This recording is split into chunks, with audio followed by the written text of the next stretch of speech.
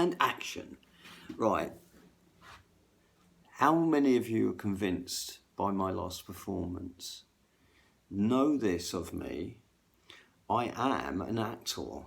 I'm also a science fiction writer. I'm writing a film about a guy that's an idiot savant that has delusions of grandeur, that goes through life and somehow, just like Peter Sellers in Being There, or just like Forrest Gump, somehow just stumbles into shit.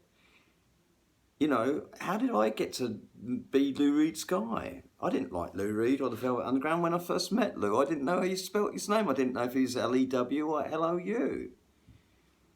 I didn't know if Reed was like Dwayne Reed or if it was Read a Book. Or I didn't know that.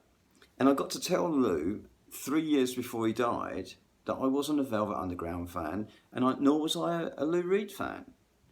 He looked like, I tell you what, first thing I told him before that, I really gave him some hard facts. I said, Lou, I've read that the first two Velvet Underground albums were made on Vox amps. He goes, yeah, that's right. Vox amps, they had a built-in fuzz. I said, you know, they were super Beatle amps, because traditionally, Lou had basically slagged off the Beatles. He did a lot of stuff just for, he didn't believe half of what he said, trust me. He did stuff shock and awe. I've just done the same thing. I've just laid a load of stuff out. I've got a thing back there. I'm in sort of like this quandary with stuff. And we've always got, if you work with Lou Reed, everyone in the camp goes, well, what would Lou do? Because Lou thinks very different to most people. I've been round Lou for like 9 years. Like I said, I told him, right, I said, well, you know, that they were super Beat lamps. He went, were they? I said, yeah. I said, you know, they were solid state. It was like I put a knife in his heart, because he loved, he's all Valve amps, Soldanos, Tone Kings, blah, blah, blah. And I was like, yeah, they were solid state. And he was just going to unload on me, and I caught it just in time. I said, you know, though, I'm not sure. I think that was a germanium diode in that circuit, the fuzz. I said, your Pete Cornish pedal's got 3 germanium diodes. It's not actually germanium, it's a silicon, I think. I looked up since. It wasn't germanium. But the early silicon and germanium, like Hendrix pedals and stuff, they're very close. The germanium is a softer sound. It's really unreliable. That's why as soon as the sun gets involved with it, Pete Cornish told me, whenever you solder a germanium diode in a circuit, you have to leave it a day, because if you meter it, it's dead. The heat kills the germanium. Germanium, German. They knew the germanium would be found because they know about the periodic table. There was a gap there, and someone was going to fill that gap, and some German guy found it, and it's called germanium diode.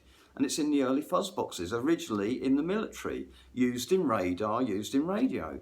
Pete Cornish is ex-military. He's like James Bond. He was one of those kids at school that did really well and did all the math and stuff. He learned everything, not just about electricity and how to build pedals and radios and stuff. He learned how to build power units. He can do radar. He learned coding. English people, in the war we did coding. Anyway, this is a bit of a ramble, but you can see I'd like to just get on and ramble about shit and just run a load of stuff off at you and just see how you feel about it. So the second thing I said to Lou Reed was I was never a Velvet Underground fan. And I wasn't I said I wasn't a Lou Reed fan. I'd never got the Velvet Underground. And he looked at me like, what the fuck? And I was like, I do now, Lou. I've spent 7 years with you. And I get your genius. I know who you are. I know all about you. Now I am a fan of the Velvet Underground, and I'm a fan of you. Obviously, not you as my mate Lou, or my whatever. You're not my boss, because we both, Lou called me a genius on 3 occasions and told me he loved me many times. Told me we recorded with the Gorillaz and we recorded with the Killers. When we recorded with the Killers, that's a whole story. I can tell you a load of stuff with that. But he said in front of Flood, who was a producer, and everyone there, he said, hey, I love you, Stuart. I couldn't do this without you. To which I replied, well, you did it for like 35, nearly 40 years without me. I think you'd be just fine, Lou. And he said that all the time. He said that, not all the time. No, he didn't say it all the time. He very seldom complimented you, but he only did it when he meant it. And he did it at least 3 times. 3 times he called me a genius, and 3 times he told me he loved me. He also shouted at me a lot and was really nasty. So Anyway, I'm just trying to do a quick one so that the people that just saw the last video start to know that I'm an actor. I'm a science fiction writer. I'm doing a film. I need to contact Darren Aronofsky. We worked with him on the Metallica video when we did the Lulu. I could talk to you about the Lulu album. So many of you Metallica guys are just that you don't know what's going on with Lulu at all. And if you did, you wouldn't think James Hetfield is a coffee table.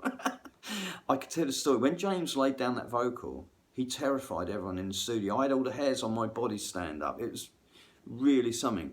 Do you want to hear the story of the making of Lulu? Lou Reed fans. Do you want to hear the story of the making of Lulu? Metallica fans. I can tell you it.